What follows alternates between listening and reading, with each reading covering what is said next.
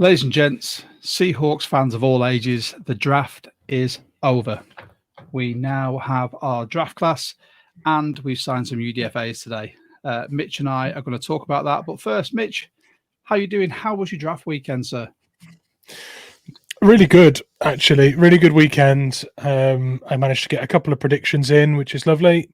I was a bit nervous about landing a few after doing quite well last year. I thought I can't not hit on any this year. Yeah, I felt like it went really well. I'm exhausted because it's thrown my sleep patterns out, but absolutely loved watching every second of it. Yeah, it was good. That we'll get into it in a bit. First, thank you for everyone that's starting to tune in as well. Really appreciate it. By all means, like and share this.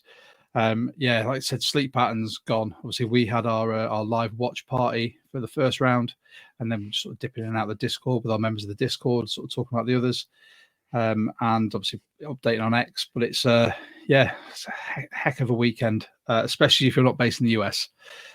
But yeah, it was good. Apart from that, how's your week been?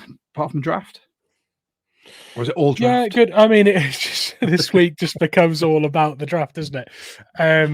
No, I mean, I took a few days off for the draft as well, a few days prior, to try and adjust my sleep pattern, so I wasn't sort of sat yawning halfway through the first night and stuff. So yeah, it does become, weirdly, being a person in the UK, you shouldn't be as into the draft as we inevitably become. But yeah, I know it's my week has been entirely draft orientated, to be honest. Good. Mine has been kind of. It's been single parent, which I you know what, pat on the back to anyone who's a single parent that may watch this. I salute you. I respect you. I can't wait to go and pick my wife up from the airport next Sunday morning. Put it that way. I am exhausted. I need a holiday after she's been on holiday. I mean, with that, obviously, we're going to talk draft. We're going to talk the Seahawks draft picks, the UDFAs. We'll give you some information, a little bit of background on what we know. Mitch has done a lot of scouting on these players. We'll look at their fits and their projections as starter, or if they're going to be a project piece. We'll look at the UDFAs that are starting to come in as well. I'm pretty sure we've signed all of our UDFAs now. We'll also give you our views on this draft, and they may be contrasting, and then we'll grade the draft and why. And at the end, we'll look at a few little rumors that might be there or what we think might happen, and then we'll address that in next week's episode. We'll do a roster rundown. But before we go any further, massive thanks to people that are tuning in. Don't forget, like, subscribe, hit the notification bell, and share. Get in the comments anything we say. If you agree, don't agree, have a different view, let us know, and we will make sure we try and get as many of them out as possible. As I mentioned earlier, during the draft, we were all over our Discord. The members of the Discord were on point, as always. You can join that. The link is in the description. And I know draft season's over, but we were working with Walk the Mock this year, and they were absolutely fantastic. We used it on pretty much the majority of our episodes leading up to the draft. If you want to sign up to them, whether it's this year or in prep for next year, use our code 12Talk at checkout. Done. And if you like what we're doing, buy us a coffee or a beer. After a week of lone parenting with a 4-year-old, I need them. But without further ado, Mitch, should we hit the theme music? Let's do it. Let's do it.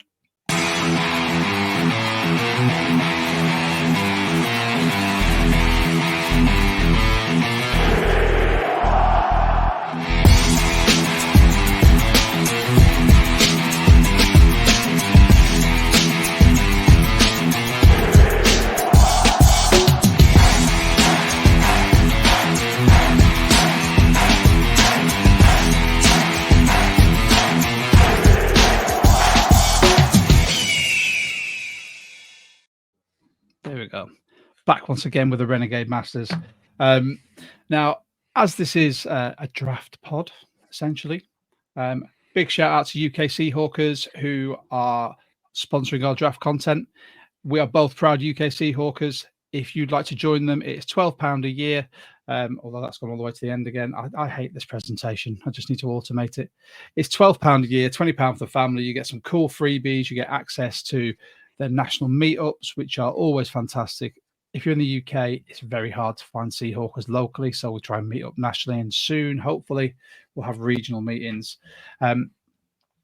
This year, you get your cool wristband, which is all throwback. You get your patch to put either on your jersey or a jacket, wherever you fancy.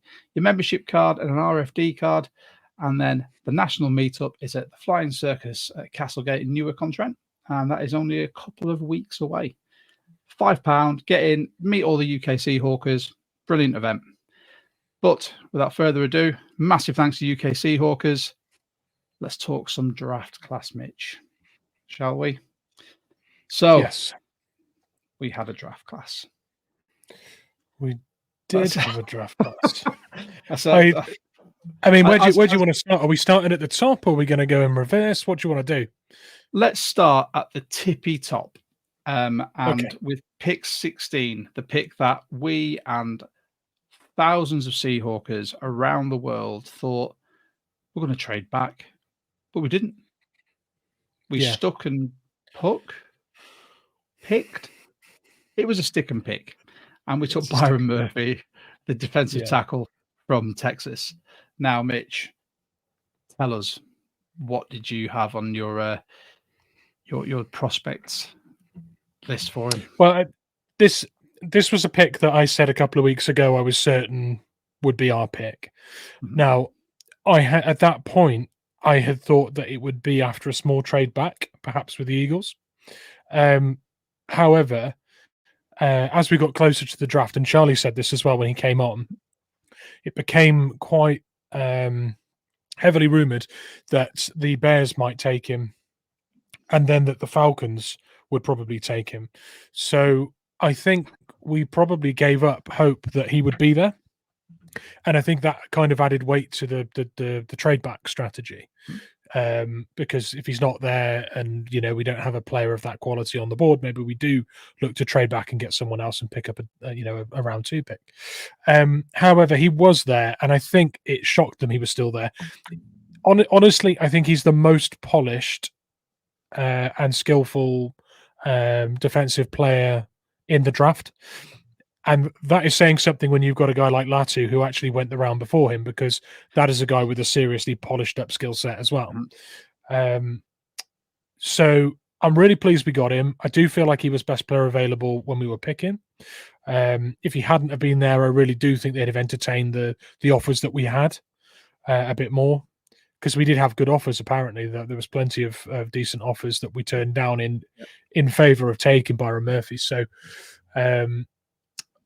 I love the pick, and I think he has an immediate improving effect on our D line.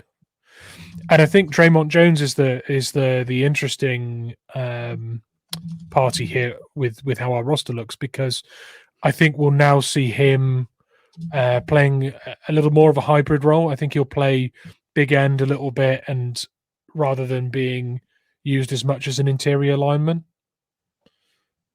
I think he'll see more, and I think if we retain him, if he's still on the roster, I think he will be. I don't think we gain too much by trading him at this point, and we wouldn't get a pick to use this year because it's gone. So you trade him now, you're paying for him, and you're getting a pick. You just create a hole in your roster that you're paying for. So I don't think he gets traded. I do think not taking an edge rusher in the draft kind of points to the fact that we've got versatile people now on the roster who can help in that rotation. So Draymond Jones potentially becomes a sort of half an edge that we took in this draft, if you see what I mean by taking Murphy. So there's that. And I really do think that the huge upside with Byron Murphy is the fact that when people find him to be a problem and they start double teaming him, he's going to be more comfortable in a double team almost than with one player to beat, because the whole of his college career he was putting doubles. So you put an extra person in his way, and he's just used to it, and he was productive even with that. So I really think Byron Murphy is a problem, and not for us. which is great. This was one of those where I loved it. Obviously, everyone that watched the draft, everyone that's seen the draft order, was probably as shocked as pretty much everyone about the quarterbacks going off the board, Penix going to the Falcons, and how it fell. It seemed just it was mind-boggling to watch it, because I've not checked everyone's mocks, but I'd love to see how many of the draft analysts had that as their top 10. I mean, before this week, I think probably none. But as we know, Charlie came on our pod and told us that he'd been hearing that that was a possibility to the Falcons, and I think I took it with a pinch of salt, because it was a bit ridiculous. And there are lots of smokescreen stories that go out on draft day or the day before, and I saw it as just that. And then it happened, and I was kind of sat here and take him. Yeah, exactly. Trying to get people to come up and trade with them. But madness that happened. And on that note, right, so Kirk Cousins is the guaranteed starter for 2 years. That's in his contract, right? And it's 100 million 3 year. Was it 100 million 3 year? Was it more than that? Carry on, let me check. Yeah, so he's being paid a lot of money. Well, that's what we'll say. He's been paid a lot of money and he's a guaranteed starter for 2 years. Michael Penix came into this draft process as a 24-year-old or 25. Before you go further, it's it's a 4-year, $180 million contract with $100 million guaranteed. Okay, cool. Well, that's great. Again, makes this even more ridiculous. Yeah, so with Penix being an older quarterback, if he's got to sit there behind Kirk Cousins for 2 years, he's then a 26-year-old quarterback that you're paying on third-year round 1 pick money, that you need to make a decision on whether you're extending, and he's not played for you unless Kirk Cousins has been injured. It is a baffling decision. I honestly have no idea what they were thinking. I love I know obviously we're a Seahawks pod, but I find this really funny. I loved the video clip of their GM desperately doing what I call an ace. It was an arse covering exercise, trying to explain to the owner why they'd done it, and all the gesticulation, all the hand movements, everything else was like, oh no, we've done it this because with this, and obviously in a few years, like that owner must be raging. He must be saying to him, I have just paid Kirk Cousins 100 million guaranteed, 180, if he sticks out the length of the contract, and you just drafted a quarterback in the first round in the top 10 who's going to be on top 10 money, who's going to be a backup for 2 years. The only thing I can think is they look at Kirk Cousins as older quarterback, could be a bit Mr. Glass, and they need someone that'll be able to step in and do a job properly for him. I'll be honest, I think if Penix does that, Cousins might have a job getting his starting role back if Penix starts playing like he did when he was at the top of his game with the Huskies. So either way, worked out well for us. Those rumors were nothing. We got an absolute stud defensive tackle to go along with, like I said, Draymond, who can now move on to pseudo edge. We've got Reed, who had a resurgence last year, and we've got Big Cat, Leonard Williams, who, if Murphy's going to be learning from those two veterans, that is a heck of a position to be in. And again, if they're double teaming Murphy, that's how they're going to leave Reed or Big Cat with one man to beat. And as we saw last year, Reed relishes that. So, yeah, 100%. And don't forget that Mike Mack is going to be putting 7 or 8 players on the line of scrimmage each time. If you immediately assign 2 people to just one of those players, imagine if he's not even rushing on that play. How Mike Mack drops DTs back into the hook to cover tight end, tight ends on crossing routes and stuff. Well, imagine if you assign a center and a guard to blocking Murphy, and he tags you and then backs off into coverage, and the 6 remaining players that are at the line of scrimmage are rushing against 3 linemen, not 5. It's honestly, it's so funny. It's so funny, and I'm really pleased. He was told he's going to be 3 tech as well, wasn't he? He was told by John Schneider he was going to be a 3 tech for us rather than nose and rather than defensive ends, which I'm happy about, because I think at 3 tech is going to be most devastating. On the nose, I think it'd be a bit. It depends if they see him as like an AD, because AD played all along that line, you know. And if they put him at 3 tech, but then every now and again he shows at nose, and they just keep shifting him to wherever he's going to be most impactful per play, per game, per opponent, I'm all for that. And like you said, the fact we didn't take an edge means that we're now going to focus on this DT group. I think the edge class with the edge group we've got, with an exception of Darryl Taylor, with more progression. We know Nwosu, when he's healthy, he is a fantastic player on the edge. You know, when he went injured last year, our run game, everything just evaporated. Boye Mafe had his sophomore surge last year, and I was so happy with that. I think he's a fantastic player. He's got all. We signed him. Well, we drafted him in the 2nd round due to all of his measurables. Not a lot of play on tape, but fantastic. And Derek Hall, I'm really hoping has the same trajectory as Mafe, getting more snaps, getting more comfortable with what we're asking him to do, and he gets more comfortable in the league. And we all know I'm a big Derek Hall homer. I'm happy to say that, you know. But there you go. So Byron Murphy, great player. Have we got any stats for him, Mitch? You got anything you can throw out?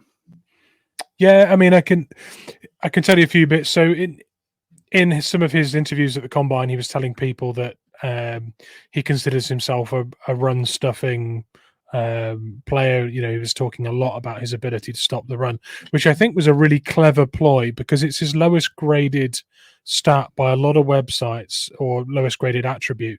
So I think he was trying to overcompensate for his one weakness. There, yeah.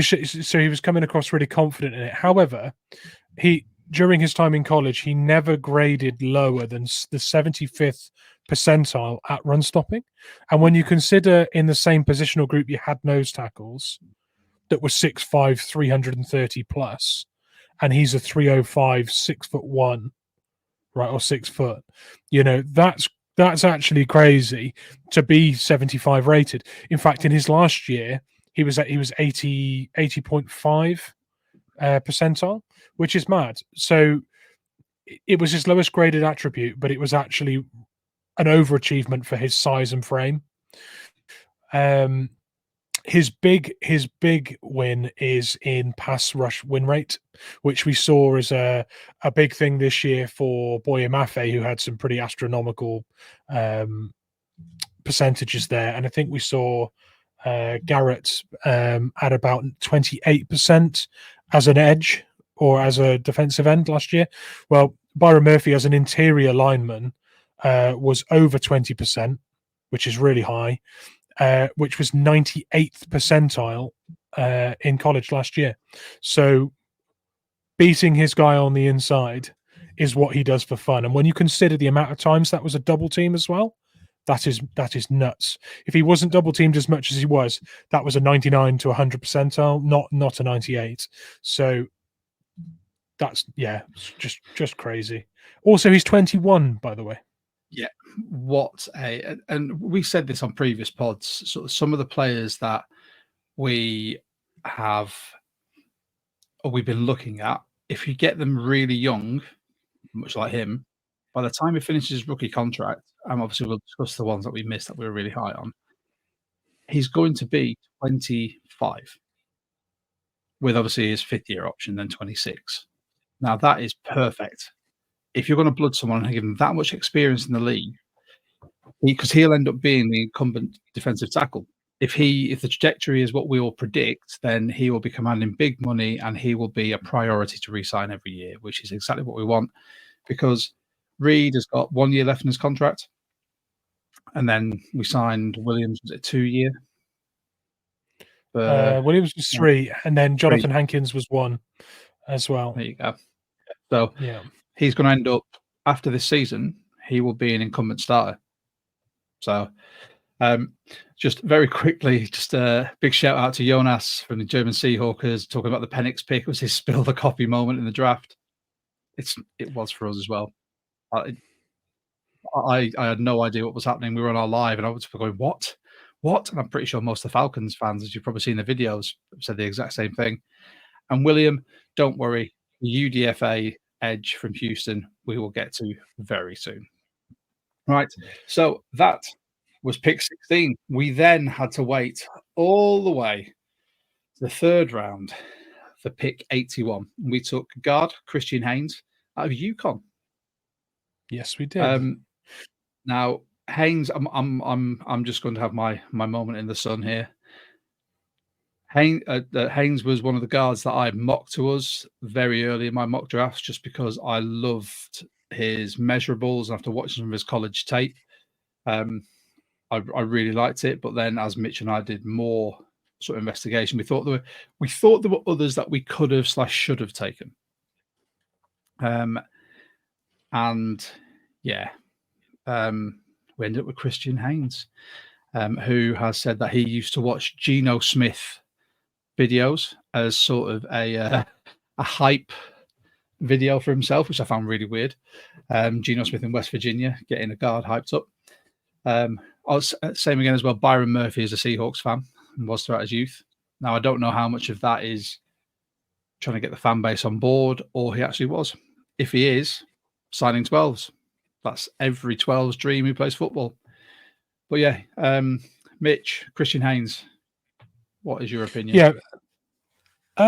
Before we go too far past what you've just said there about them, both of those prospects being Seahawks fans, I think we're actually in a bit of a sweet spot where the Legion of Boom was a set distance away, in that there were a lot of players now coming out of the draft process who were young when the Legion of Boom were in their prime.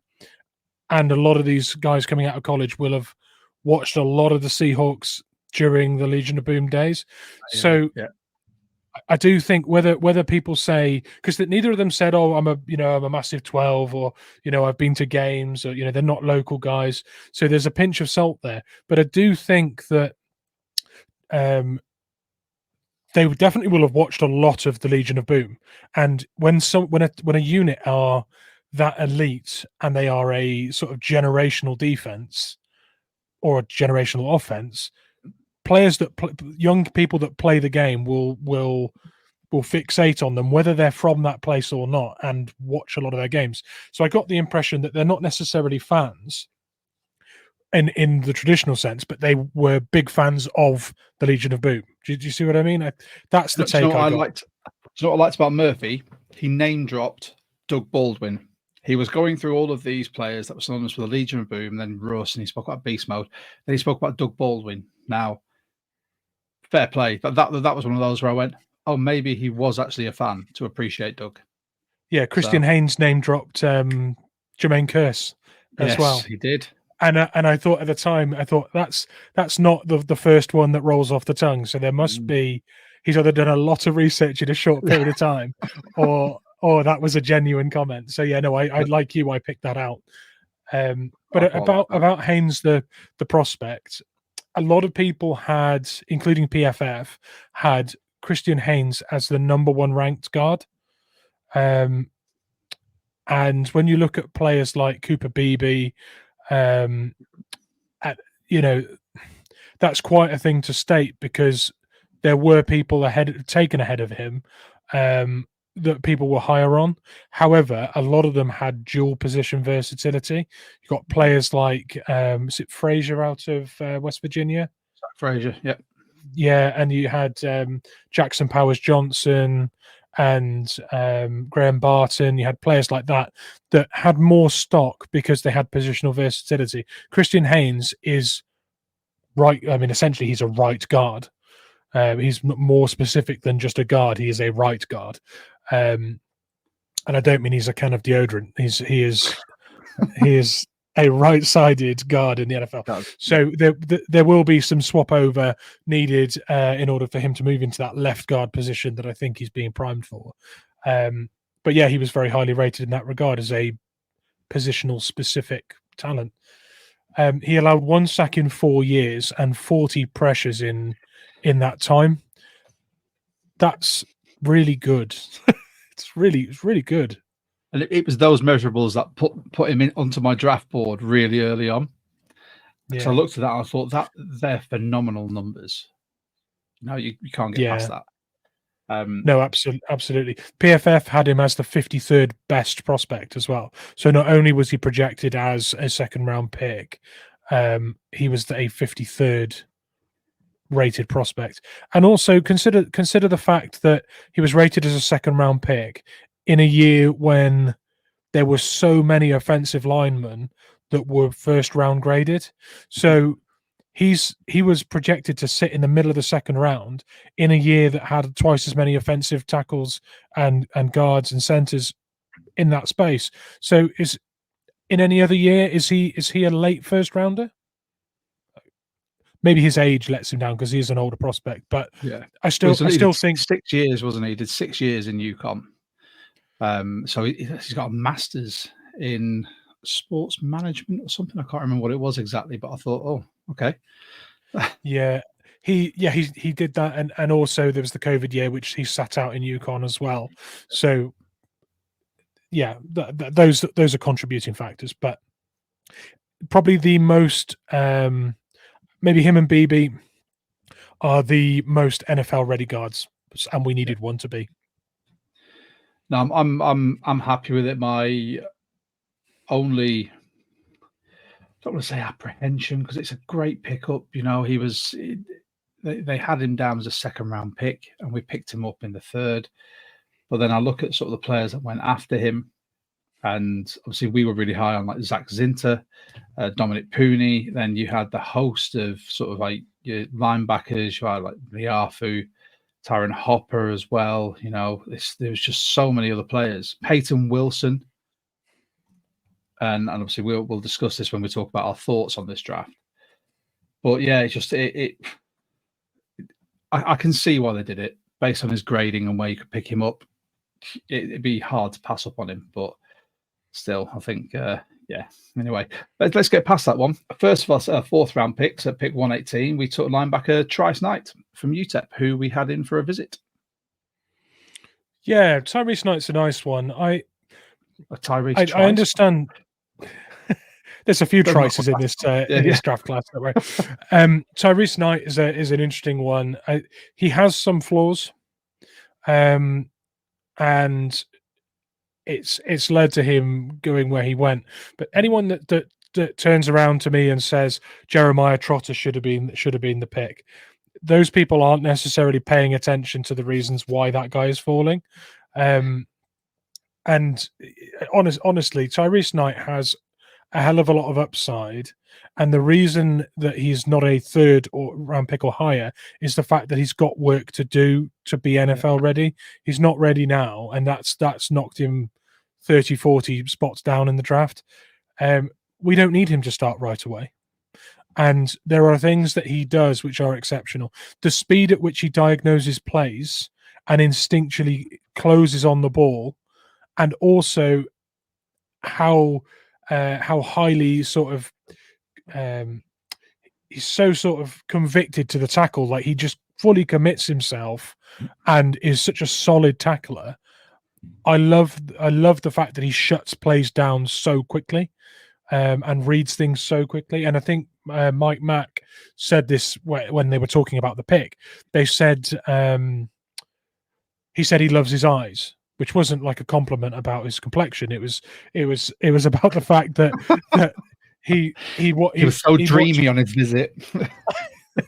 Yeah, he complimented how good his eyes were, and that's so key for linebackers, especially off-ball linebackers. They need discipline with that, and so good at that. So solid tackler, makes really good reads. Decent leadership qualities there as well. They said as well he comes across quite softly spoken, but he is a really clear communicator. And I think that was really interesting as well, because if you put an off-ball linebacker in there for 4 years with a 4th round pick, you're expecting him to play. And if you're expecting him to play, he is in prime position to wear the green dot. So the fact they mentioned the communication was quite clear. Those things we don't necessarily see too much when we're looking at a list of linebackers. There may be leadership concerns there, and you maybe don't want to put an off-ball linebacker in the middle starting all the time who isn't suitable for it. So, yeah, that's my take on the Tyrese Knight. I see it very much as a project piece. I mean, Jonas again has chimed in to say that he got some people wondering, but he's raw. If there's a coach who can mold him, it's Mike Mack. And as a sports coach myself, if I see someone with those raw traits, like the and instincts, speed, processing speed, the instincts, the fact that he's so quick downhill to his tackle, I'm going to look at that and go, there are refinement points. But if I can take what he excels at now, gradually keep building that up, but then take his deficiencies and bring them up to a level within a year, he's not going to start this year.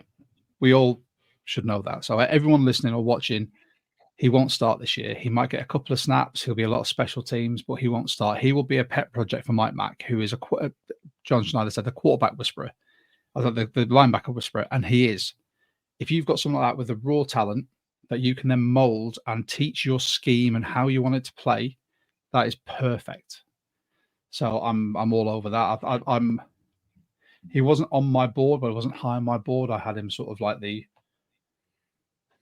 eighth or ninth. I'll have to get back up. 8th or 9th linebacker there. At one point, I had Jeremiah Trotter above him. But I can see why they. I think a lot of people did. He was the only first-round graded linebacker for a long time, Jeremiah Trotter. So he was. Just very quickly, because Williams asked this question. He's asked a couple of questions now. I just want to get to it. So, moving away from the Seahawks to the 40 Winers, picking up the Florida wide receiver Ricky Pearsall in the first round. You know what? They seem to just be hedging their bets on fullbacks for Ayuk and Deebo Samuel at this point. He made that one outstanding catch. You know, that's one of the best catches I've seen in college football. To be able to take that one-handed whilst taking the contact and come down with it, fantastic. I don't think he's worth a first-round grade. He's not worth first-round money. That's my personal opinion. I agree with exactly that, but I think they just saw a scheme fit or a comparison to what they've got. And I think with the rumor mill with Ayuk or Deebo and which one are they keeping, they've kind of hedged a little bit by saying we have understudies ready so that we don't have to change anything about what we do as long as we've got these guys in the room. So they've reached by 15 to 20 spots on Pearsall for me. Yeah. However, if they didn't get him, anyone else they got would not be the like-for-like player that they were hoping for. So I think they've avoided that. They've skipped that risk. It does mean for me that they've wasted a first-round pick massively. But I mean, I'll be quoted on that at some point by a 49er fan, I'm sure. But I feel like they've wasted that pick because of the reach. But then we're also possibly guilty of that on day 3 with a few things that we'll get to. So we're not completely innocent on that front for similar reasons potentially as well. Yeah. Should we go to our? Let's start powering through these. Our second pick in the 4th round at pick 121, a podcast favorite, tight end from Michigan. One of Mitch's draft darlings, Mr. A.J. Barner. Mitch, wax lyrical, my friend. The floor is have a smug face. Go on, because you've mentioned this guy for the last 2 months, if not longer. Yeah, so this is for me the best blocking tight end in this year's draft, right? And let's not forget that we are replacing Will Dissly, and whilst we've got Pharaoh Brown, that is a 1-year deal, right? So ideally, we've got a successor to Pharaoh Brown, and he does look, when you look at him statistically and where his attributes lie, like a very similar kind of player. Now, AJ Barner, a surprising stat about AJ Barner is this, right? 36 36 broken tackles when receiving, right, was the second highest in college football last year after Brock Bowers. So this is a guy, you put the ball in his hands hoping to move the chains, and he will break tackles for you. That's a great attribute to have when you are the lesser used tight end, because you're trying to catch people out when it's 5 yards. If you need 5 yards, it's third down. Oh, the inline tight end's caught that, and he's received it 3 yards from the line of scrimmage on a crossing route. No one can bring him down. He's got and ripped off 10 yards. Luxury, absolute luxury.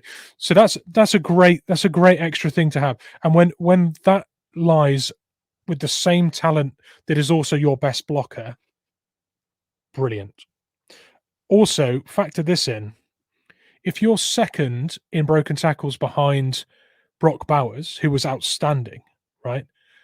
But you were tight end number 2 at Michigan, who don't throw the ball, you're breaking a lot of tackles. Do you get where I'm going? Like, he's barely touching the ball, and he's up there with the number 1 generational tight end, by the way. So huge upside.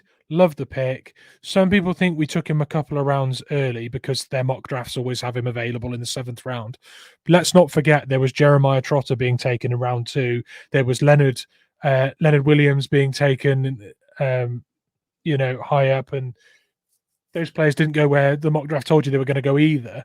And we also picked AJ Barner after a run on blocking tight ends. Don't forget Cade Stover was still there. Teams needed blocking tight ends. So when we took Barner, he was running out, and from what I believe, he was our number 1 choice. So we were in grave danger. We were in grave danger of not getting our number 1 choice tight end. So I mean, reach or not, I think it was necessary. Yeah, I mean, I see this pick very much as, and the more you hyped him up, the more I looked into him, the more I fell in love with him as well. Because if his primary role is that of a blocking tight end, everyone goes, "Oh, we've got Pharaoh Brown, cool, yeah, for 1 year," and then this guy's with us for 4. And then you see his ability to create after the reception. Perfect. Because let's face it, Noah Fant, tight end 1, he's the receiving threat. Then you've got Brown and you've got Barner, who are going to both be there at 2A, 2B as your inline blockers. Fantastic. I'm not aboard this. It's a wasted pick as tight end because everyone's got this thing of a tight end should be someone who can catch the ball and stretch the field for you. We've got one of them. Tight ends are also essential in that blocking scheme when it comes to your running game.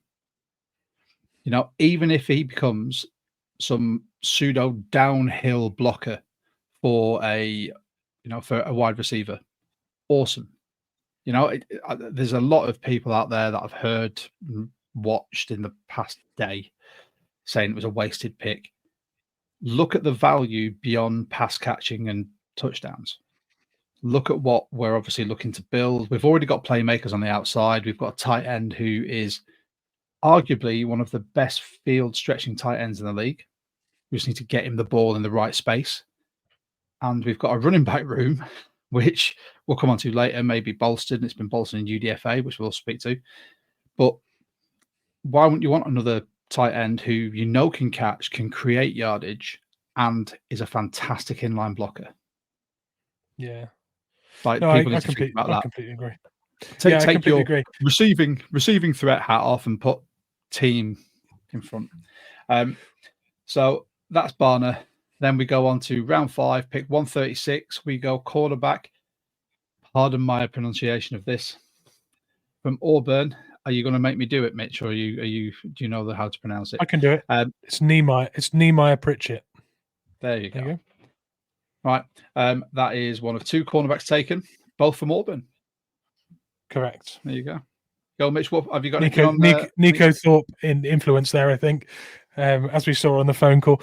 Yeah, Yeah. Nehemiah Pritchett's an interesting one. He was projected to go higher because of athleticism and physical traits. He's dropped possibly because of some holes in his game that we've seen a lot of already with an existing corner, which is Tariq Woolen. There's a concern over his tackling in the open field. There's a concern with some of his sort of hip flexibility when turning and going, heading back downfield. However, when he hits stride, he is rapid. He is a serious competitor in the air.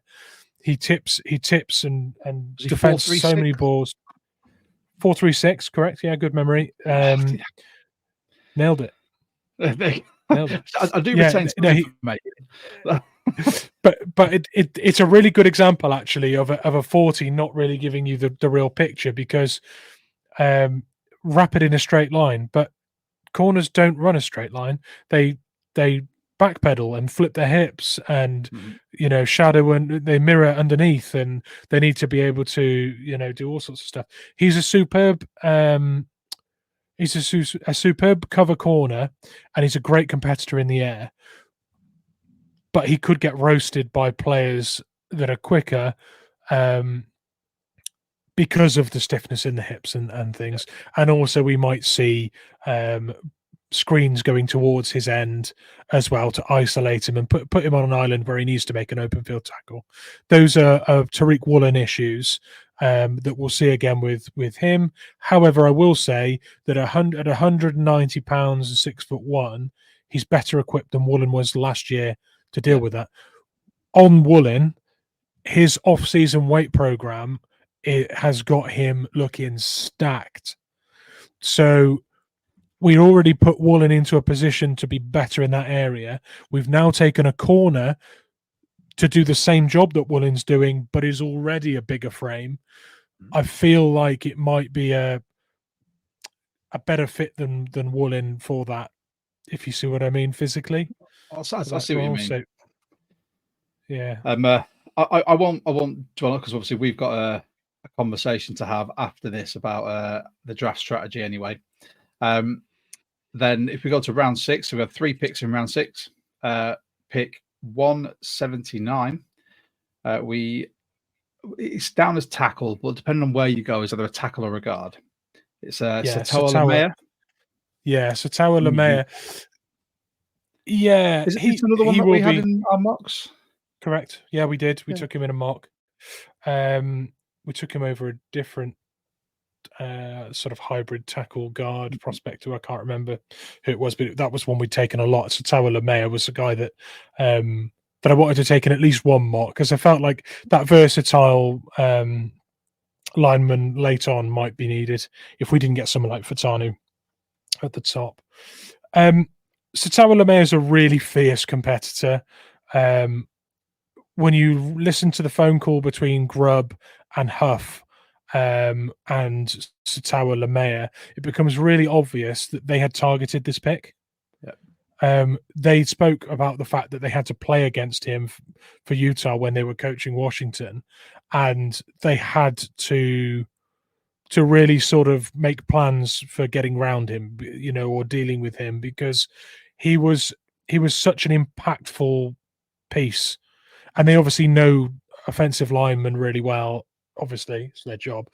But they picked him out. They picked him out as a standout, right? And there are some flaws in his game, and there will be things he needs to polish up. But he's not going to be relied upon to start. And he's a guy that they've already looked at and gone, I want that. Get that in our offensive line room. They can't wait to start working with him. And the funny thing was as well, when they spoke to him on the phone, they'd spoken before at games.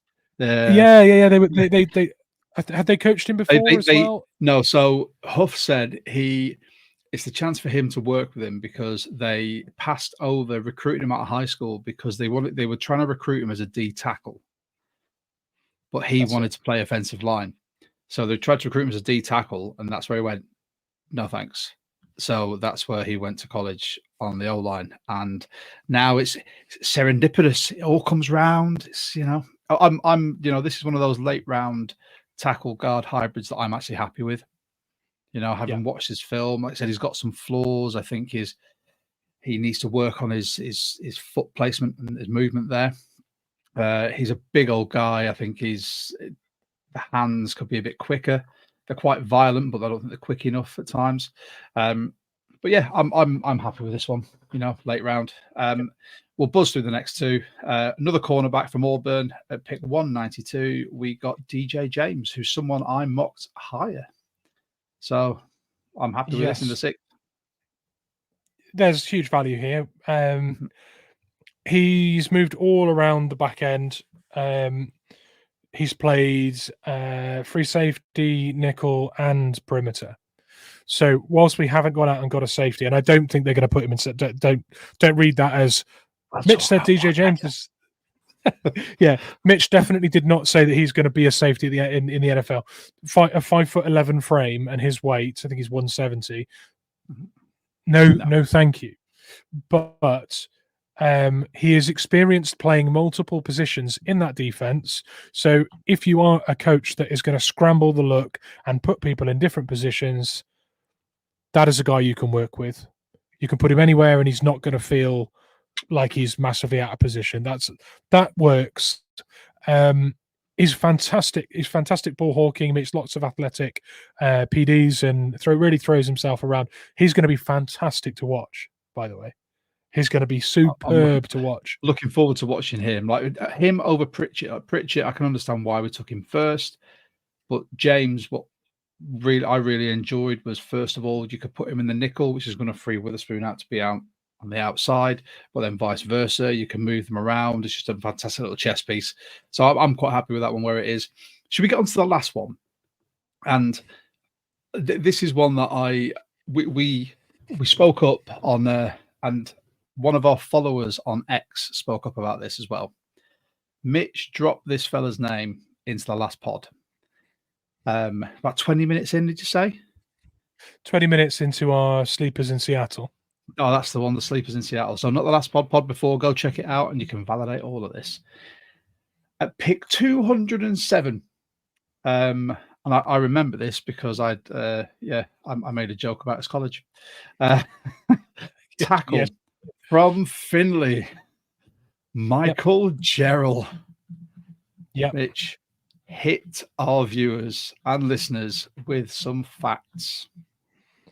Yeah, so Michael Gerald's a really fun one, right? He's playing Division II football at the University of Findlay, right? And I think he's a 2-star, or no, he was a 1-star prospect, I think, coming out of recruit. And he was told he was really low. He had a really low ranking because of his weight and the position he wanted to play. And he was told by Findlay, or the University of Findlay, that if he went there and played tackle for them, they would get him to the NFL, which is an amazing thing to claim for a Division II team. For a Division II, they weren't. However, after his first year in college, he put on the weight. He played the position. They coached him for the position they told him he could do. He was immediately getting offers to transfer to Division I, top college programs.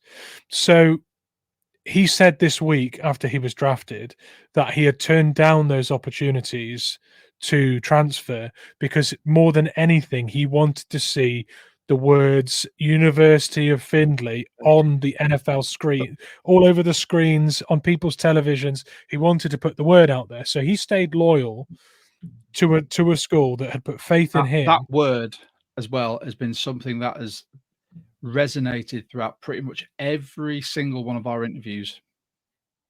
Yeah, for sure. It's rife all over Twitter. Whenever you read any articles now on him, you'll see that come up a lot. It's fantastic. But the thing that really saved him, he was a no-star recruit as well, by the way. Was he no-star? There you go. Big fat zero. Okay. Zero. Yeah. The thing that really saved him was his athletic testing at Ohio's Pro Day. He had I think it was a 98th percentile 40-yard dash. Yeah. And usually when a lineman gets a really high percentile dash or split, it's because they're an undersized prospect. You'll see like a 6'1" guard that's like 300 pounds. You can see a clear reason why the guy has run that time. But you look at Gerald and he's sort of 6'5", 320. Big old boy. Yeah, he's a big size. He's a big size, and he was putting up, and it wasn't just that. It was in fact, it was all of his testing. I think there was only one or two things that he was slightly lower on, but it was an outstanding relative athletic score. In fact, his overall relative athletic score was in the top 9% of offensive linemen since 1987. He was in the top 9%. It's mad. And those things are, if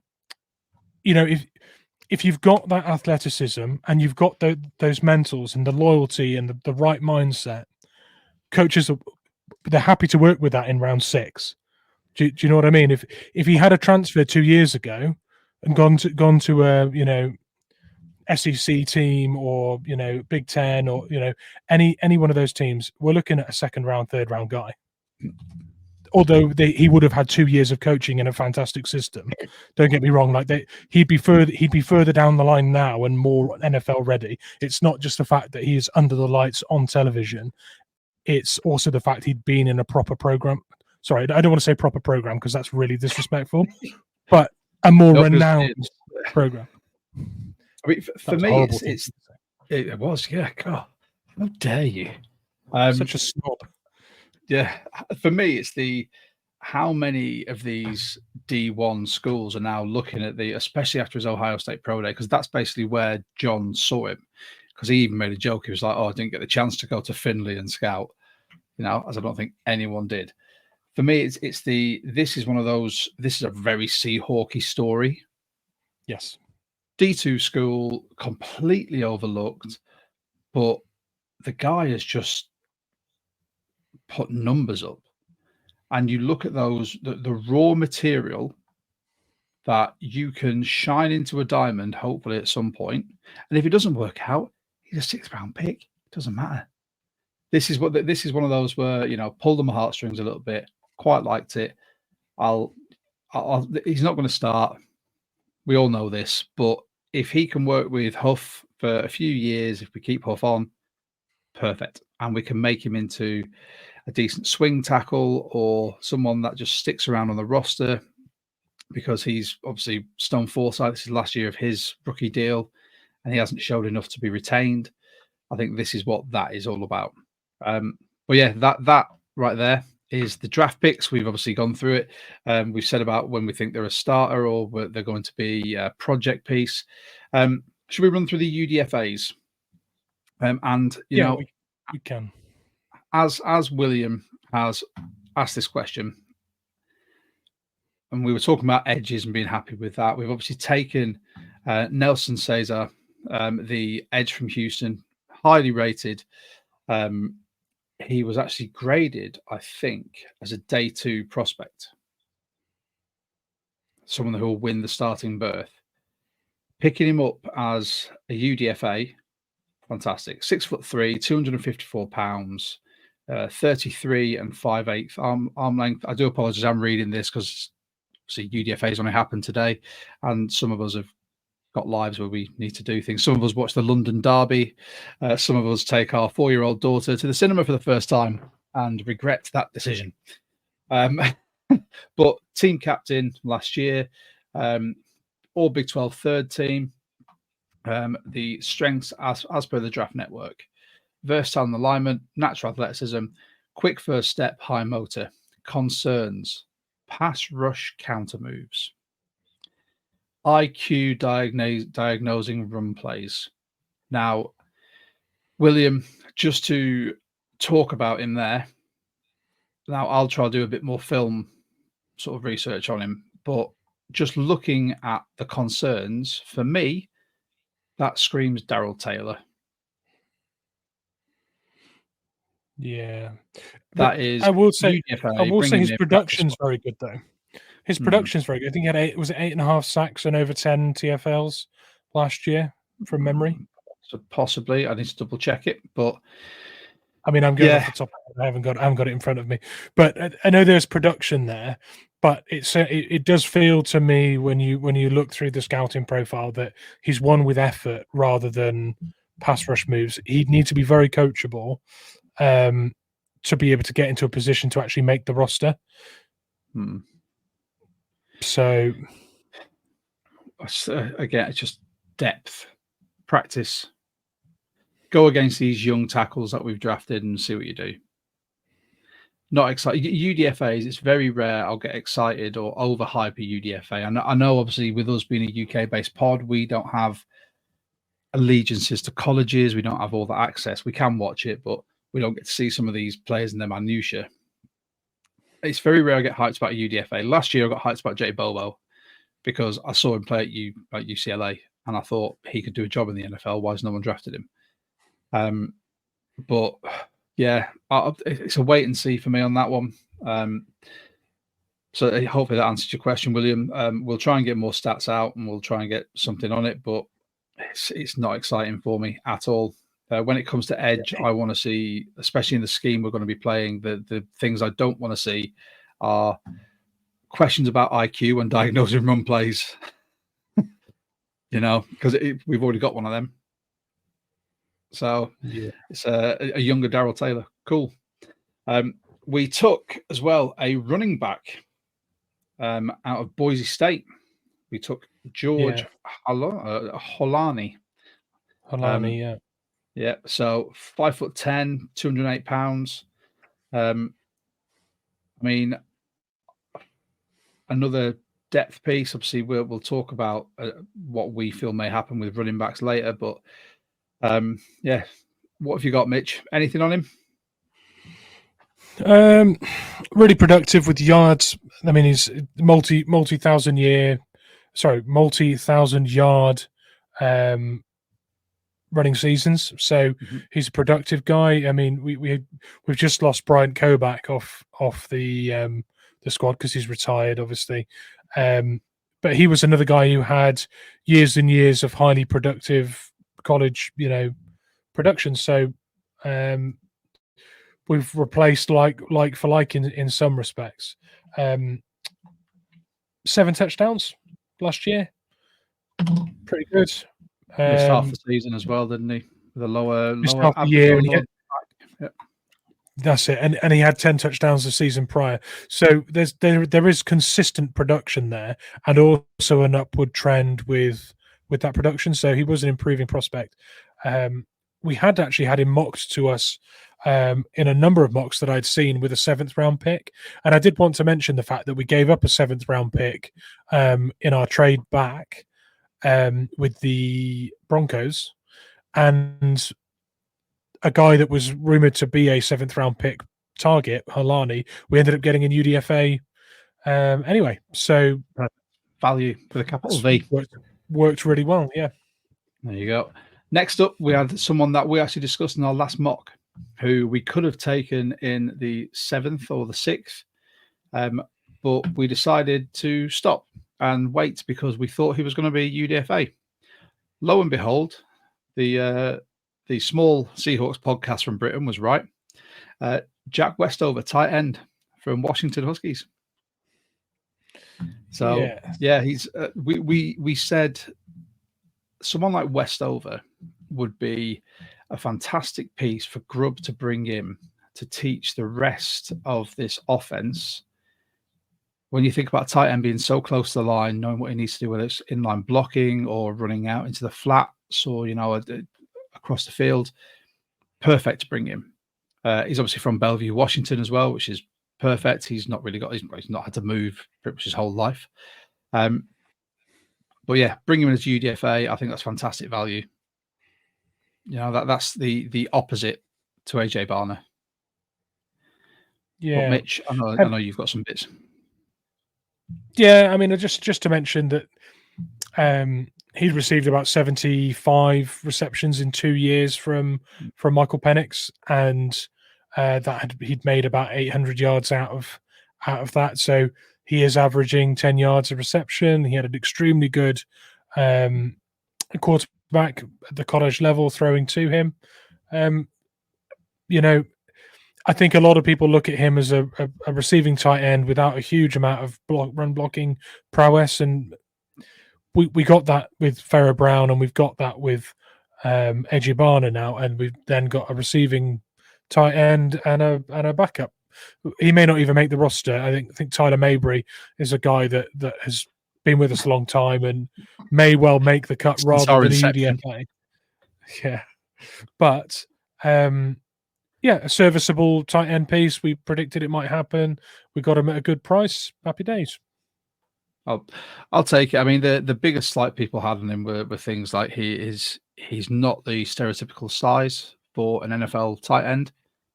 Fine, you can't argue with those metrics. And the one thing I've literally looking at the NFL prospect rundown on him, schemed into easy releases and simple catches at Washington. Good. He's a tight end. Not everyone is a Travis Kelce, who you can run these weird and wonderful like route concepts with. Tight ends just need to get out quick into the flat, receive the ball, and if they can make yak, perfect. I don't get why that's a slight on him anyway. But yeah, I'll take it. Hometown boy coming to the hometown NFL team. There's a lot of sentiment there, and I think with Grubb, he'll know what he's getting and know how to utilize him the best. This is where we said about Mabry. He's been with us for so long, but he's not really done a lot. He's just obviously a good locker room guy. The fact that he was with us for so long with Pete Carroll and that system probably prolonged his life on the practice squad.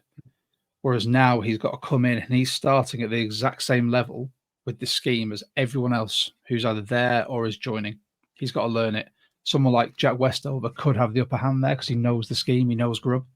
He knows how to talk to Grubb. He knows what the signals may be. He knows how to work it. So that'll be an interesting battle when it comes to training camp. We've then got another linebacker, someone from Wyoming, Easton Gibbs. So he's 6 foot, 232 pounds. I'll be honest, this man was not even on my radar. No idea. Neither mine. I'm not going to pretend to know something. Nothing from me on this one. I'd love for him to be a surprise with the state of our linebacker group. But I mean, if you're looking at Lance Erline, he's said from his strengths, he's stacked up impressive tackle numbers over 3 straight years. He scrapes with pads square at the line of scrimmage, perfect. Willing to step into gaps, so he's good for run blocking or run defense. Adequate change of pace, which obviously when you say adequate, that means it's not exceptional, but it'll do, which means he'll get gassed by speedy running backs and wide receivers and tight ends. Closes out space. But then again, weaknesses, and this seems to be a consistent weakness. Diagnosis and track of the ball is highly erratic, lacks athleticism. It's that unless our coaching team is that good, we're picking up these players with these great traits, good numbers, but there seems to be that concentration lapse or the IQ. So that's one to watch. We said we needed more linebacker help. If we've got someone in UDFA who we think we might be able to work with, practice squad player. See how he goes. And then we picked up another tackle, Garrett Greenfield from South Dakota State, 6'6", 311 pounds.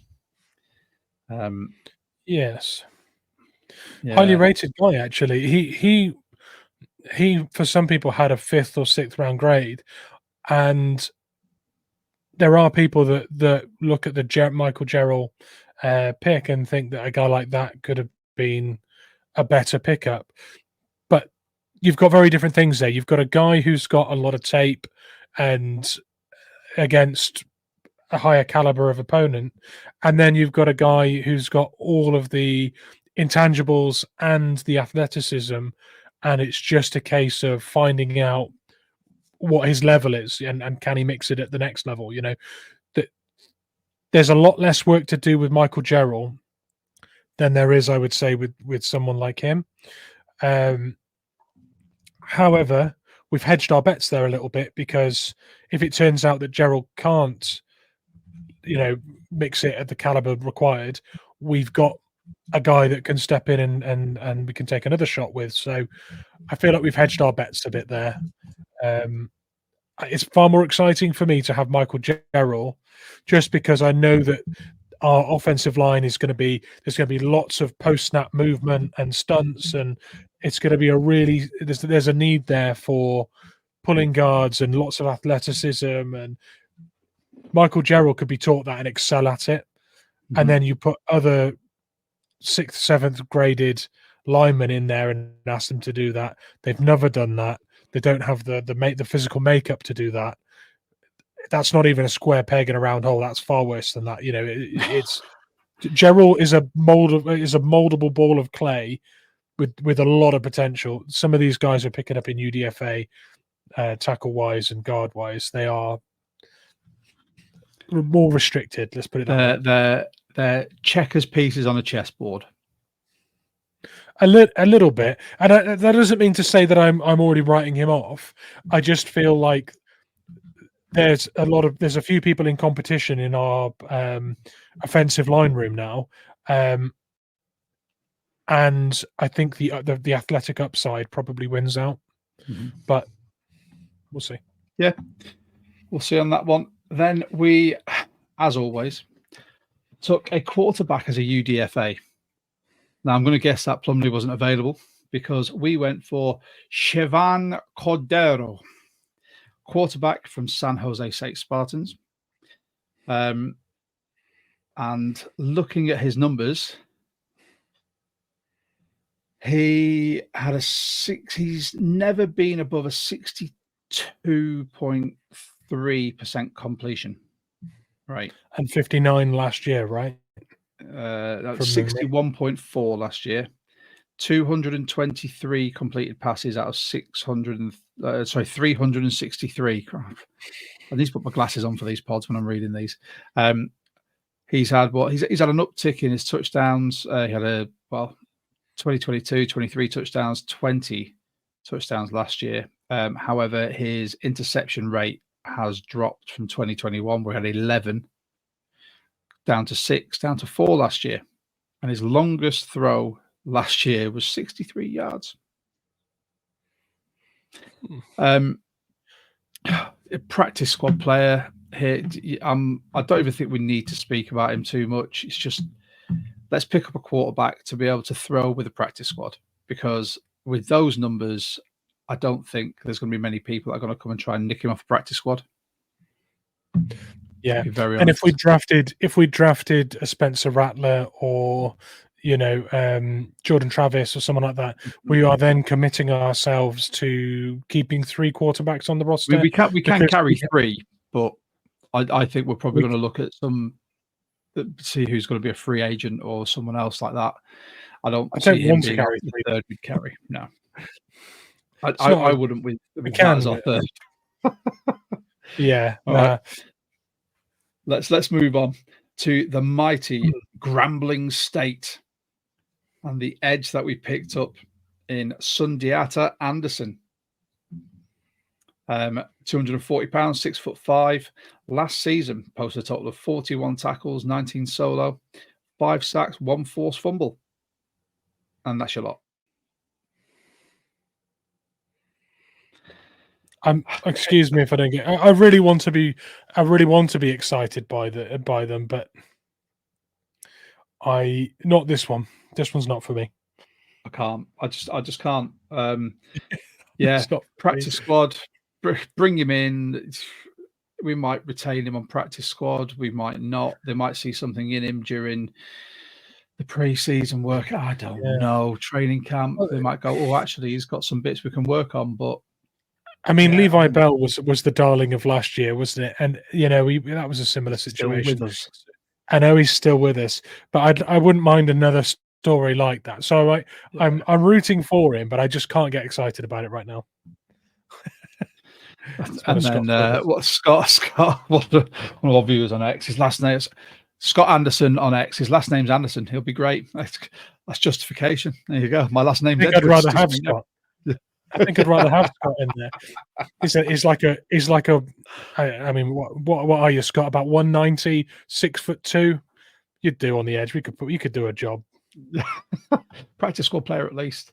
And then last but not least, we took a wide receiver. We took Hayden Hatton from the Idaho Vandals. Now, this is someone who our friends at Let's Talk Seahawks have been hyping up, who they think should have been drafted. Last year, 92 receptions, 1,226 yards, 9 TDs.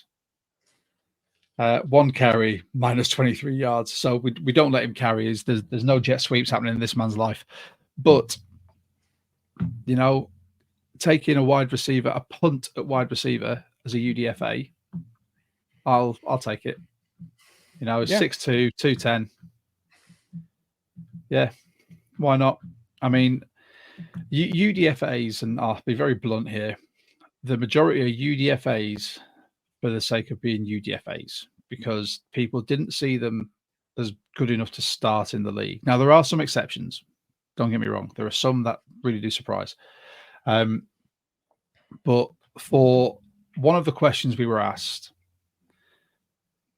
what one guy from the UDFA list makes the roster this year?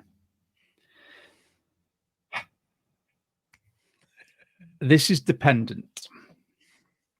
Now, Mitch and I have a theory that we may see a return of Rashard Penny, but that would be Rashard Penny not as a running back Rashard Penny or RB4 it might be, but as kick returner Rashard Penny, which, Mitch, what was it you said about the kick return earlier when we were off air?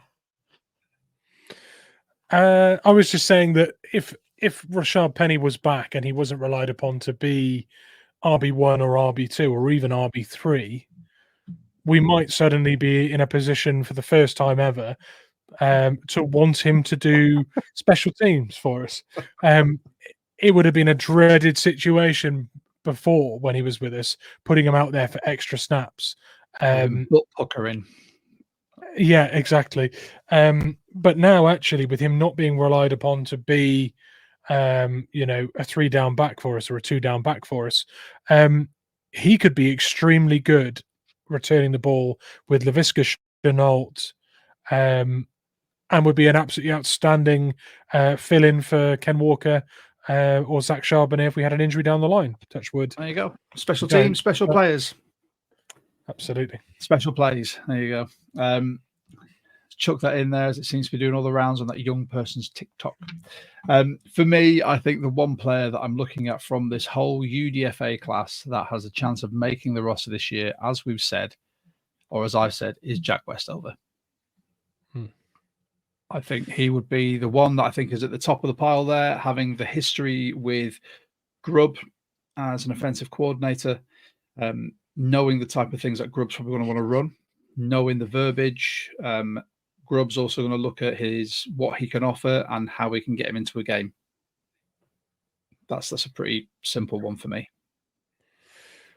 Yeah, I agree. That the hometown thing and the familiarity with our new coaching team they're factors that I think really help him. So that gives him the inside track for me, makes him a favourite to make the roster. There you go. So, William, it is for our money is Jack Westover. Now we've done UDFAs, we've done the draft picks. Oh, Mitch, before we do our grades, which is another question that William asked earlier. I think it was Scott actually. Scott, apologies, Scott. Sorry, and Scott is 6'3", just to get that right. As he's told us. That could be the difference between a whole round in the draft. Being a 6'3" edge instead of a 6'2". I'm sorry, Scott. I've done you dirty. If anyone else watching wants to tell us their height, we'll be able to tell you where you might be able to play in the league or get drafted.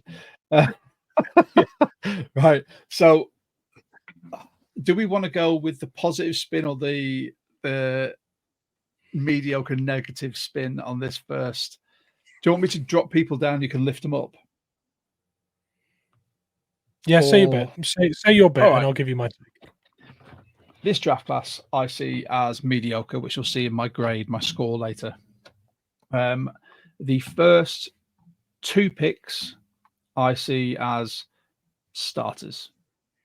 I think they're going to see Christian Haynes and go, "You're a starting guard," even though we just signed Leighton Tomlinson, even though he's God knows how old and he's got all this under his belt. I think you'll quickly see Haynes in a rotation. Byron Murphy will be heavy in a rotation. I think we're relying on him quite a bit. Tyrese Knight, project piece. AJ Barner, and this is obviously, I see this very much a draft that they've probably viewed with not success this year per se, winning record just about, but success going forward with more coaching. AJ Barner, we said we love him, and I can see him being at starting rotation as tight end 3. The cornerbacks, yeah, James, he can slot in anywhere in that backfield, which is great for disguises. Pritchett,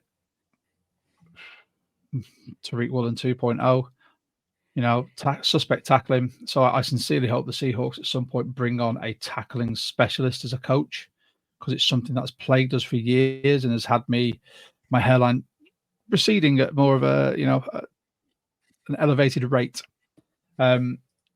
Lemaya, I really like that as a late round pickup, and Gerald, great story, could do bits, could not, late round flyer. This draft, I think they missed on so many players and so much potential by taking the players they took when they took them. We've been crying out for the fact that who's going to be our next starting linebacker, inside linebacker, who's a leader, who is going to who's going to elevate this team. Byron Murphy will elevate this team. I'm happy we didn't trade back with that, because I think that's a fantastic pickup. But I think we've missed out on players in later rounds. I think we've overlooked players by trying to be too smart. I think, unless it's a greater plan, obviously I'm not a GM. From a coaching point of view, if I see someone with the intangibles that I can coach up, awesome. But this, after round 1, I don't think, with the exception of AJ Barner and me messaging Mitch going, "Called that one, mate," I didn't jump off my seat for anyone. Haynes, I can completely understand it with where he was projected and how good he can be, how good he's rated. But I didn't jump off my seat for anyone else. I didn't see a late round flyer that I went, "Oh, that's a great pickup in the late round." But then again, I'm not the stats and figures guy on this pod. That falls to this man. And I've pointed the right way this time, haven't I, Mitch? Yeah, you've done all right. Yes. Getting used to it. Right. There you go. Just point away from my mic. That's all it is. I'll give my grade once Mitch has said his bit, because he might be able to convince me otherwise, but I doubt it. I expected more. I got less, and there you go. That's my opinion. Chastise me all you want. Twitter, YouTube, Facebook. Don't care. That's my personal opinion on this. I think we could have done better. We've picked up some decent players, but I think there's other positions of need that we should have focused on as well to try and round out this roster. Okay. So I'll put myself on mute so you can carry on with this. Go. There's a lot to unpack. First of all, I think it's strategic taking 2 corners. I've thought about it a lot, and I actually think that this is a very strategic move. There is going to be some spots on this roster that need to be chopped in order to get us under the effective cap, and also to change the makeup of those positional groups so that we have players on the roster into the future that don't need extending or, need to be paid. Mike Jackson is one. Artie Burns is another. So they are players without guarantees that can be chopped for a sum total of $3 million, right? So if you take 2 middle or late round cornerbacks, put them all in camp together, cut or trade 2 of those, Mike Jack or Artie Burns or both, or cut, put in rookies in place. All of a sudden, then you've got 3 or 4 corners on the roster who you don't need to worry about extending for the next 2 years. You'll have Woolen, you'll have Witherspoon, you'll have Pritchett, and you'll have James. 4 cornerbacks on the roster. You've freed up that money. You potentially bring back Quandre Diggs to be the safety that you didn't draft. I was going to mention that later, but yeah. Sorry, I've ruined it. You ruined the surprise now. Bring, that's a big finish gone. Yeah. I just feel like if you do it that way, you can pick 2 cornerbacks that you think are a fit for the system you're building. They don't have to start year 1 so you can coach them, which, let's face it, Mike Mack is itching to get into coaching. Every interview I watched, he just seemed to want to do the coaching thing. Oh yeah, he hates the calls. He hates the calls and hates the press. Like that. That was evident. Every single call, it was like, "Yep, yeah. Who you with? You excited? Yeah, cool. Are you with your family? Yeah, well, yeah. You go enjoy that hand on someone else." He's for me, Mike Mack's all business. He's all coaching, all wanting to win. So I'm fine with that. And can I just say, before you go further, God damn you if you're out of box thinking, Mitch, because there's me acting on emotion and impulse, and you're there thinking about the holistic view. Yeah, sorry. Go on, make me look like a fool even more. No, I just think that you've added lifeblood into the cornerback room. You potentially have players. There's not many positions on this roster now where you can go, there's 3 or 4 million we can cut there. There's 2 million. There's not. There is in the cornerback room. But if you're to do that, and then you spend that money on a safety, who are you bringing in on a veteran minimum when you've just removed 2 guys that are in the system already on the veteran minimum? That it doesn't work. So you have to replace those with scheme fit, low cost rookies. I'm sorry if that makes too much sense, but I feel like that was the move. I hate you at times. I love you, but I hate you at times. I really do. I think a lot of people who have moaned about our draft strategy and what we've done have looked at it and gone, have we traded back, got extra picks and taken 2 corners when we have too many corners? That for me then screams we're revamping that room. And that's such a weird thing to say because it's one of the rooms we were most content with, but we were most content with that room with temporary fixes filling it up. And I'll tell you another room that we are content with now that is full of short-term fixes. Are you ready? The offensive line room. Now, you could look at it and go, okay, we've taken Michael Jarrell, we've just taken Satawa Lamea, and we've also taken Haynes, right? All of a sudden now you're looking at that room going, well, we've just signed these free agents. We're going to have to cut them again. Do you know what I mean? Like that again makes no sense. The fan base go into meltdown. But what Huff and Grubb said to the offensive lineman was, we want you to come in and compete, right? Which is such a Pete Carroll thing to say. But they've loaded that room with talent and experience and intangibles and athleticism, and they've just put 10 bears in one small space and told them to fight it out. And that is when was the last time we had any competitive, like we've had a starting offensive line and Stone Forsyth and Haynes, not the new Haynes, the old Haynes, and there's not been any competition for those positions. So that's really refreshing that we've overloaded on offensive line, get that right for when we're competing in 2 years' time. Refresh the cornerback room, so we've got those guys. So we've got a fresh room of young corners that aren't yet at veteran contract yet, ready for 2 years' time when we're competing. I honestly I don't have a problem with it because I can see the direction. There are players I'd rather have taken because we mocked them to our team and we watched all the highlights and the time had gone into the tape and we thought about it and we strategized where we could take them and we haven't. And now we look a little silly because of that. But just maybe they're playing 4D chess with the way they're restructuring some of these rooms on our roster. Well done for dropping in a Star Trek reference there as well. You're welcome. I completely see what you're saying. I really do, and I understand that. And obviously, if Quandre comes back on vet minimum, he should be happy with that because we've just paid him a fortune to get him off that massive contract anyway. And he's still quite vocal on Twitter saying, "Oh, hopefully my agent's going to get his butt in gear and make some calls."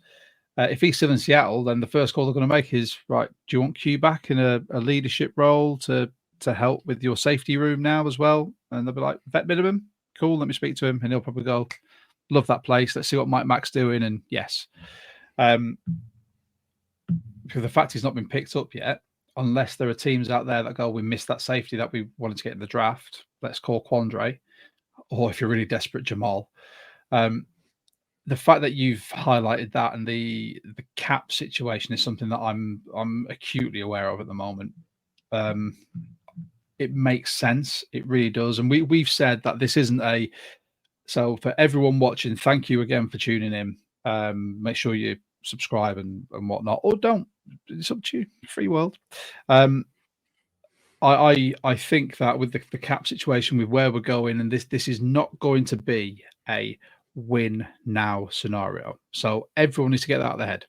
It's not win now. It's a brand new coach, brand new scheme, brand new system, taking down photo walls of legends and replacing them with, video walls because, God forbid, 2024, it's a total new start. It's new brush sweeps clean. We still got the same players, but they're going to be asked to do something completely different, and there'll be a bedding in period. There will be people cut that we may not expect to clear, but by what Mitch has said, taking these players and backfilling these positions with cheap late round picks that within a year or two will be able to start and know the system. I know this as a coach as well. That's the worst thing. Every team I've ever taken over as a coach or a manager, I know it doesn't fall into place straight away. There's a bedding in period. And in professional sports, it takes at least a year. If you're bringing in new systems, you've made complete sense. But with that, I don't care. I'm going to give this a draft grade of, are we going A to Z or are we going 1 to 10? Because Scott asked 1 to 10. On a scale of 1 to 10, how do you rate this draft? The draft in a whole, that first round, I'm rating a mind-boggling 4 because I had no idea about some of those players going where they went. Seahawks, Mitch has talked me up from a 5. It's now 5.1. No, it's a 6. I'll give it a 6. Okay. Lack of wow factor in later rounds for me. Okay, I'm grading higher than you, but I'll explain why. If I'm grading day one, it's a 9.5 for me, at least. Oh, yeah. And it could even be a 10. Be a 10. 10. Okay, yep. So that's day one of 3. So that's 33% of my grade is a 10. We only picked one player on day 2, but you have to remember that Leonard Williams is also our second round day pick. 2 pick. So yeah. Leonard Williams, Christian Haynes, that's a 9. So I'm a 9 at this point. I'm a 9.5, right? And then I'm going to grade day 3, and there's how many picks there? 6. 3 of them I like, and I like where we got them because players fell to us, and we got good deals. So that I would say that's Pritchett, James, and Satawa Lamea were players that fell to us, right? So those are fine. Those are probably a 7 out of 10 because we got good value, despite them not being positional needs necessarily. They fell to us. We got good value 7s. Michael Gerald. God damn it. I love the athleticism, but we're taking a shot, so it's a 6 or a 7 for me. So I'm still on a 6, and then the other 2, AJ Barner, I love, so that's a high grade, probably an 8. Actually, no, we'll call 7 because I like the player, and we had to reach up to get him because there was a run on tight ends, so that's lower. But basically, what I'm saying is day 3 ends up being a 6.5 or a 7, but day 1 and 2 were 10s. So I can't go any lower than an 8.5 overall. Sorry. God damn you and your numbers and logic. 8.5 or a B plus for me, and I think PFF said 8.5, said B plus as well. And it's just for those reasons. Your round 1, 2, and 3 need to be impact starters, and we got D-line impactful starter, D-line impactful starter, offensive line impactful starter. They did it. And then the rest of it needs to be shots with upside, depth chart fillers, and good value that falls to you. We did all of that. Sorry, mate. Sorry to be the eternal optimist here. But I'm not like the pessimist. That's the thing. But I looked at that, and for me, it was that lack of wow. Like, I looked at some of the teams and went, "Wow, they have hit this hard." Like the Eagles, as always, and then the Steelers. I thought the Steelers have now just revitalized their organization with what they did, which pains me because my best friend is a Steelers fan, and I know for a fact next time I see him, he's going to mention all that to me. Luckily, I'm now, and I hope everyone that's watching or listening is armed with a bit more information about our draft picks and our UDFAs. We will be back next week with our regular hour-long pod, where we're going to do a breakdown of the roster because there might be some changes this week. We might see someone signed or someone's cut. In the meantime, thank you, everyone, all of you that have watched, anyone that's listening to this on any of the podcasting platforms or is catching this video later on. Don't forget, like, subscribe, hit the notification bell, share. That'd be awesome. Any comments or likes that you leave really help the algorithm and really help us. If you'd like to appear on the pod as well, especially when the season starts, don't be shy. Send us a DM, slip right in there, and either Mitch or I will speak to you. We'll get something lined up. And then if you want to come on, by all means, then tell your friends, tell your mum, your dad, your auntie, your uncle, your cousin. If they're a Seahawks fan, we want to speak to them. We want everyone's point of view on this.